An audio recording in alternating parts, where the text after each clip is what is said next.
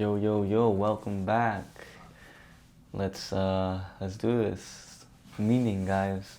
I'm gonna teach you guys how I've used meaning to enhance my life. And it's simple, it can even become fun, alright? So, everything, first, like I said, the appearances are secondary and meaning is primary. So, you wanna start changing your life, you wanna start seeing your life in a different way, and you wanna start feeling better, start defining things differently, start seeing things differently, all right? So I start by looking at things I have, right? And I appreciate them. And I look at them as if they were the best of things. Like my room, it's like my throne, it's my office. It's not just a room, it's my safe space, it's my sacred space, right? And my body, it's not just my body, it's like my temple. It's a machine. It's my machine. You feel me? And I'm upgrading it every day. I'm running updates through it through self-reflection. I'm enhancing it through working out. I'm trying new things out, installing new programs, and it's become a machine. It's become my own thing. I'm not a. I've kind of slowly gone. How you say, detaching myself from its demands, because the body does have demands, and it has sexual demands, it has sexual urges, it has like urges for food or for certain things. And when you stop, when you start detaching yourself from that, and you start kind of defining your body as this thing, as this vessel, you can start tapping into its intelligence, right? And that's what I started doing. That's how I turned vegetarian, because I just automatically just made the switch, just like pressing a button. I just stopped eating meat, and so that's one thing that helped me out for sure. And then also just my car, like I define it as it's like a Ferrari. You feel me? Like I have a Mazda 3. It's a 2006. I bought it for like $3,000. It's one of the best things ever. Like I don't know.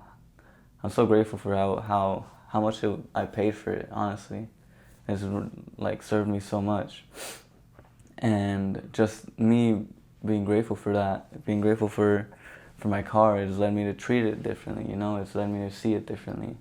It's like my Ferrari, what I'm saying? It's my Ferrari. I don't know, I'm just so proud.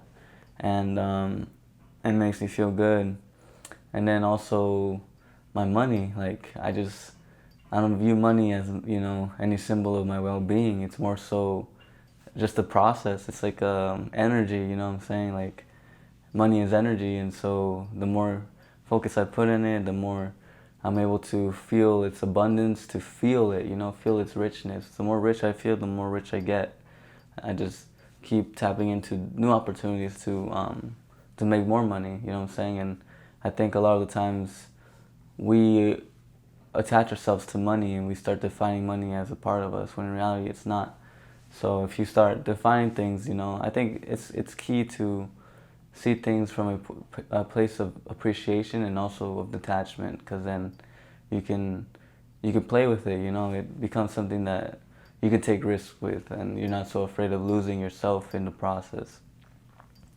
And so that's the way I see money, and then you can start seeing your friends differently, what I'm saying? Like if you want to get treated by your friends differently, or if you want to see your friends treat you differently, you have to treat them like that, like as if they were kings, as if they were the ideal, right?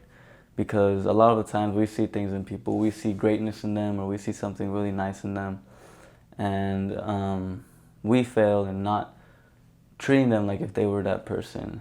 And I think as we start treating people like if they were worthy human beings, they will become more worthy. What I'm saying? They will feel more worthy, and they will appreciate you also, and that energy that you put out is going to be reflected back out to you. So it reflects back. It always comes back. So as you start seeing things differently, you start treating them differently. I think that's the greatest thing, because that's the most powerful thing. It's the way you see things, because in there lies power. In the way you see things lies your own behavior, because a lot of the times, you know, there's studies that even show this, where like teachers have been, they put teachers in a classroom, and then they had somebody come in and choose some students who they thought would be the most highest performing students in the classroom. Um, and it ended up being that the ones that they chose were the highest performing. But the thing was, the catch was that the researchers that chose these students were actually just choosing at random. There was no actual order to this. There was no actual, they didn't actually like analyze these students and see if they were gonna be better. No, they just chose them randomly, like as if drawing a card, drawing just drawing a card. And what really happened was the way the teacher saw the students. So if the teacher was able to see a student as a high performing student, they would treat them like one.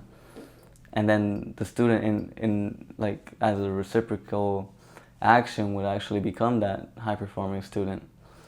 And I have another story where I was listening to this podcast, and this man was talking about how there was this one guy who had the worst grades. He was failing.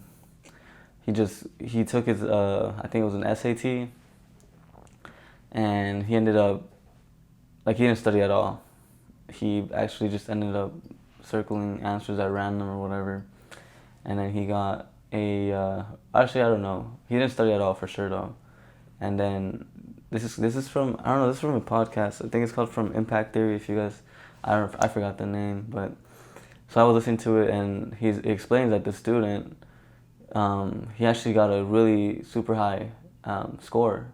It was like top, like crazy score, and his whole like perception of himself changed, because he was like, whoa, maybe I am pretty smart. Maybe I do have a chance at this. Maybe I do have the ability to do the things I want to do, right?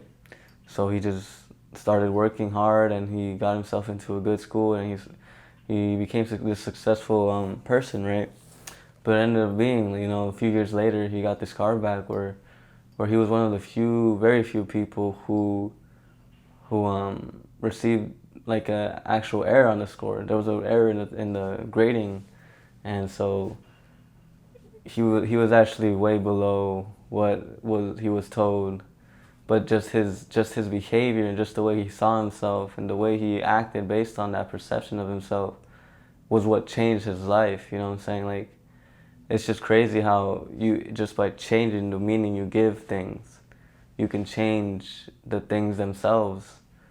Okay, that's the biggest message of this video, because if you can define things differently, you can give them this sort of different meaning, and it's fun. It becomes fun, man. Like, you know, you look at yourself and you see a god, or you look at yourself and you see a king, and then look at your family and you see, you know, just like these people who are with you, you know what I'm saying, like a tribe. They're not just a family, they're a tribe.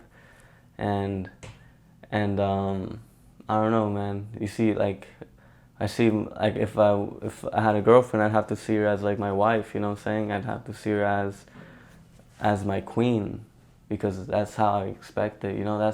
That's the way I see it, because my world is my kingdom. You know, it's a beautiful thing. It's just speaking in metaphors it's so powerful, and it allows you to approach things so differently, and it allows you to accomplish things, and it allows you to also just feel better, because you're just more appreciative of the things you have. Like, I don't know, man. I lived in this little space for like a year. It was a really small room, 2 people. I shared this room with this other guy, and I just had my bed, and that was it. I didn't have a closet. My clothes were in a little little box under my bed. I had no shelves, I had no closet, I had no actual furniture to my name except for my bed. And I was content.